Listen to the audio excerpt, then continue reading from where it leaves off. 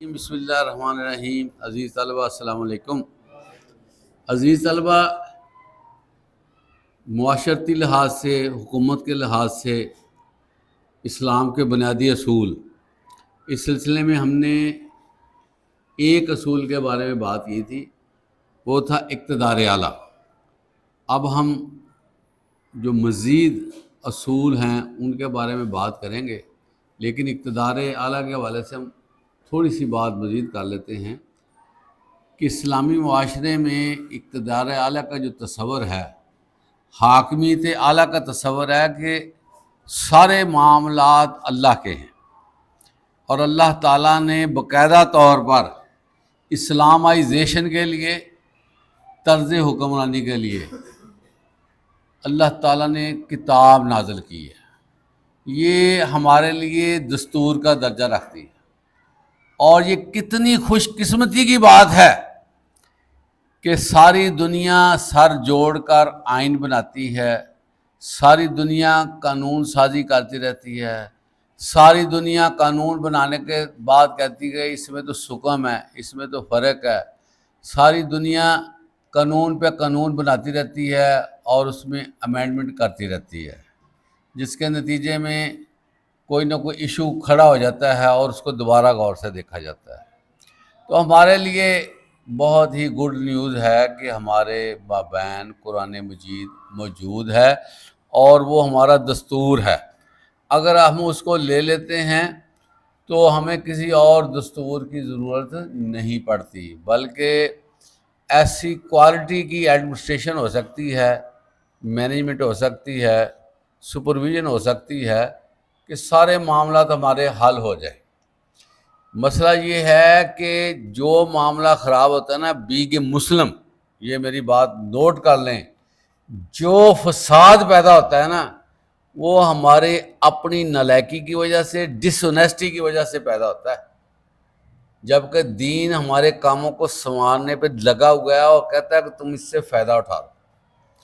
اور یہ ایسی انویسٹمنٹ ہے قرآن مجید کی آیات کا نافذ ہونا کہ اس سے بڑے ہی زیادہ مفید اور خوشگوار اثرات مرتب ہوتے ہیں۔ حدیث میں آتا ہے ایک رول قرآن مجید کا، ایک رول اسلام کا، ایک رول جو دین نے ہمیں سکھایا ہے، ملک میں نافذ کر دیا جائے نا، ایک حد نافذ کر دی جائے نا، وہ 40 روز کی مسلسل بارش سے بہتر ہے۔ آپ کو عزیز طلبہ اس چیز کا شاید احساس نہ ہو کہ یہ بارش کا کیوں کہا گیا ہے۔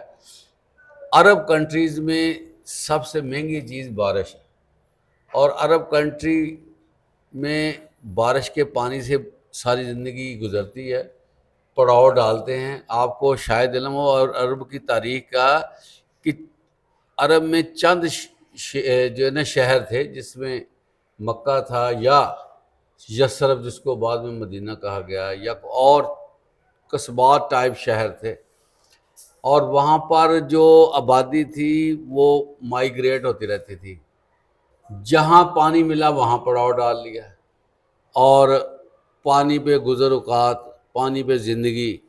اب ایسے ملک میں جہاں پر پانی ایشو ہو، وہاں پر جو ہے وہ 40 دن مسلسل بارش ہوتی رہے، تو وہ ان کی انجوائمنٹ کتنی ہوگی۔ سب سے بڑا دنیاوی طور پر ان کا خزانہ بارش ہے، یہ پتہ آپ کو۔ اسی لیے UAE نے نا ایک نظام وضع کیا ہے، وہ مصنوعی بارش کا رہیں کرتے ہیں۔ ان کے لیے کتنا بڑا یہ نظام ہے، جبکہ ہمیں اللہ کا شکر ہے بارش کی کافی زیادہ فراوانی ہے۔ تو عزیز طلبہ، جو دین ہے نا، اس کی تعلیمات رنگ دکھاتی ہیں۔ جس ملک نے اس کو لیا وہ ملک کامیاب ہو گیا، اور جو ملک اسلامی ہونے کے باوجود اسلامی شقوں کو وہ نافذ نہ کر سکے تو وہ ناکام نظر آ رہے ہیں۔ بلکہ بظاہر وہ آزاد ہیں، لیکن انٹرنیشنل جو کمیونٹی ہے نا اس کے غلام ہے۔ کتنی تعداد ہے مسلمانوں کی؟ 1.5 ارب۔ کتنے ممالک ہیں؟ 60 سے زیادہ۔ تو سارے ممالک جو ہیں اس میں سے چند ایک ہوں گے جو انٹرنیشنل جبر اور تسلط سے بچے ہوں گے، سارے پھنسے ہوئے ہیں۔ وجہ کیا ہے؟ ہمارا سسٹم آف گورنمنٹ جو ہے یہ اسلامی نہیں ہے، جس کی وجہ سے انہوں نے پنجے گاڑے ہوئے ہیں اور ہماری معیشت جو ہے کھوکھلی ہو چکی ہے۔ وہ کہتے ہیں ہم سے قرض لے لو، تو قرض لیتے ہیں، قرض ختم ہو جاتا ہے، کہتے ہیں اور لے لو، قرض کی ادائیگی کرنی ہے کیسے کریں، وہ جی قرض لے لیں ادائیگی کر دیں، نتیجہ کیا ہوتا ہے؟ پھنس گئے، سارے پھنس گئے۔ ایسے انہوں نے ہم نے جکڑ لیا ہے قرض کے حوالے سے، اور قرض کوئی بھی لوگ، کوئی بھی اتھارٹی، کوئی بھی ایجنسی فری نہیں دیتی، پہلے اپنی جو ہے نا شرائط بنواتی ہے، اور پھر جا کے جو ہے نا ہمیں فقیروں کی طرح کھڑے ہونا پڑتا ہے لائن میں، پھر ہمیں قرض ملتا ہے۔ ایک ایک چیز پہ سائن کرائے جاتے ہیں، بہت سی چیزیں ہماری گروی رکھنی پڑتی ہیں۔ جو ہماری عزتیں ہوتی ہیں نا، عزت سے مراد بڑی بڑی چیزیں جو ہماری پریسٹیج کو ظاہر کرتی ہیں، ہم ان کو لکھ کر دے دیتے ہیں، یار یہ آپ کو رکھ لیں، ہم ذمہ دار ہیں، اس کو آپ گروی رکھ لیں۔ اتنی اتنی ذلت ہوتی ہے جو بندے قرض لیتے ہیں، جو ملک قرض لیتے ہیں۔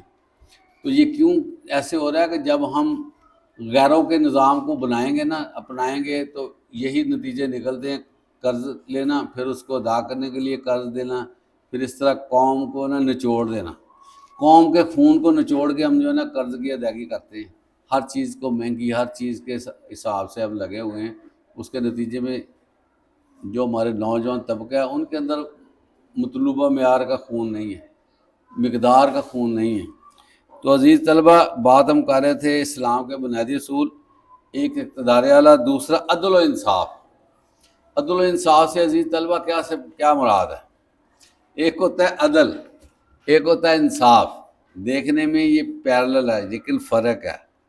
عدل و انصاف جو ہوتا ہے، عدل جو ہوتا ہے، یہ جو ہے تھوڑا سا اس میں کوالٹی زیادہ ہوتی ہے۔ اعدلوا هو اقرب للتقوی، اللہ فرماتے ہیں عدل سے کام لو کیونکہ یہ تقوی کے قریب تر ہے۔ عدل عزیز طلبہ وسیع ٹرمنالوجی ہے، انصاف اسپیسیفک ہے۔ انصاف ہوتا ہے کہ جہاں پر کوئی کیس رجسٹرڈ ہوتا ہے، جہاں پر کوئی معاملے دو گروہوں میں خراب ہوتے ہیں، وہاں پر انصاف ہوتا ہے۔ عدل جو ہے، آپ گھر میں ہیں، گھر میں عدل سے کام لینا چاہیے۔ گھر میں کوئی چیز آئی ہے سارے کھائیں، یہ نہیں ہے کچھ زیادہ کھا جائے کچھ کم ہو جائے، اس کو عدل کہتے ہیں۔ سوسائٹی میں عدل کی ضرورت ہے کہ آپ جہاں پر کھڑے ہیں اپنے آپ میں رکھے کہ میں نے اپنا حق لینا، دوسرے کا حق دوسرے کو دینا۔ اب لفظ عدل کو اگر ہم معاشرتی طور پر سپریڈ کر دیتے ہیں، بتائیں کسی کو کوئی تکلیف ہوگی؟ سارے بندے آسانی سے زندگی گزاریں گے، یار میرا حق مجھے مل جانا۔ آج آپ دیکھیں گورنمنٹ کو اسکیم دیتی ہے کہ جی ہم نے یہ بانٹنا ہے، تو وہاں پر کیا ہوتا ہے؟ دیگا مشتی شروع ہو جاتی ہے، باغم باغ، اور ایک دوسرے کے اوپر چڑھ دوڑتے ہیں۔ یہ پچھلی حکومت میں آٹا کی تقسیم کے حوالے سے کام ہوا تھا، وہاں پر جو ہے وہ کئی بندے ان کی ڈیتھ ہوئی ہے۔ ڈیتھ ہونے کی وجہ عدل نہ ہونا ہے، کہ اگر اسکیم کے تحت تسلی سے کام ہوتا اور میرٹ پہ سارا کام ہوتا، لائنیں نہ اتنی بڑی بڑی لگوائی جاتی، اور ان کو پہلے سے ہی ان کی جیسے ٹوکن بنایا جاتا ہے، بول کر بلایا جاتا ہے کہ آ جائیں، ترتیب سے اگر بنتے تو یہ بندوں کو مرنے کا حساب کوئی نہیں تھا۔ بوڑھے بندے سانس گھٹنے سے اور رش میں کچلنے کی وجہ سے ان کی ڈیتھ ہوئی۔ یہ ایسے کیوں ہوتا ہے؟ عدل نہیں ہے۔ تو عدل جو ہے یہ بڑی اہم چیز ہے۔ اعدلوا هو اقرب للتقوی، برابری کرو، یہ اللہ کے ہاں بہت زیادہ قریب تر ہے، یہ تقوی اختیار ہوتا ہے۔ اس کے بعد انصاف ہے عزیز طلبہ، عدل و انصاف۔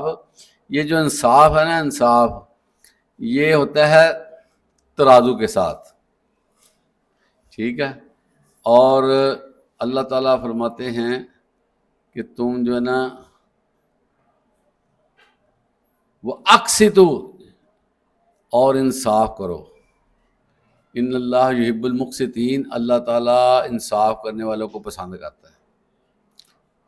انصاف کرنا بہت ہی بڑا اجر ہے اور بہت ہی زیادہ فائدہ مند چیز ہے۔ اب دیکھیں یہ جو انصاف ہوتا ہے نا، یہ بندے کو جرم سے روکتا ہے، کیونکہ ہر انسان میں سرکشی ہوتی ہے. انسان بنیادی طور پر لالچی بھی ہے، انسان بنیادی طور پر حریص بھی ہے. اس وجہ سے اگر انصاف کو امپلیمنٹ کر دیا جائے نا تو ہر بندہ اپنے دائرے میں ڈومین میں رہتا ہے کہ یار میں غلطی نہ کروں، میں جرم نہ کروں، میں وائلیشن نہ کروں. اگر میں نے اس طرح کیا تو میں تو پکڑا جاؤں گا. اسلام میں حدود ہیں. حدود سمجھتے ہیں؟ حدود سے مراد عزیز طلبہ یہ ہے کہ جرموں پہ سزا کا نافذ ہونا، اس کو کہتے ہیں حدود. اب ایک بندہ چوری کر لیتا، اس کی سزا قرآن مجید میں ہے فَاقْطَعُوا أَيْدِيَهُمَا، ہاتھ کاٹنے کی سزا ہے، ان کی ہاتھ کاٹ دو. اور اسی طرح جو بندہ قتل کرتا ہے اس کی سزا قتل ہے. اسی طرح جو ڈاکہ زنی کرتا ہے اس کا ایک بازو اور مخالف سائڈ کی ٹانگ کاٹ دو. تو یہ سزائیں دیکھنے میں تو لگتی ہیں کہ پتہ نہیں کیا. بات یہ ہے کہ یہ جو سرجری ہوتی ہے نا، سرجری یہ کیوں کی جاتی ہے؟ ڈاکٹر کہتے ہیں بھی اس کا سرجری کے علاوہ کوئی علاج نہیں ہے. اس کے اندر جو غدود ہے نا، جو کینسر زدہ حصہ ہے، جو ڈیفالٹ کر گیا حصہ، جو ڈیمیج ہو گیا ہے، اس کا نکالنا ہی اس کو فائدہ دے گا. تو بظاہر اس کے جسم کو کاٹا جا رہا ہے لیکن وہ کہتا ہے کاٹ دو، یہ گند نکال دو. وہ اپنی خوشی سے سائن کر دیتا ہے کہ مجھے کچھ ہو بھی گیا تو کوئی مسئلہ نہیں، ڈاکٹر صاحب اس گند کو نکال دے. تو یہ جو حدود ہے نا، حدود یہ اللہ نے گند نکالنے کے لیے رکھی ہوئی.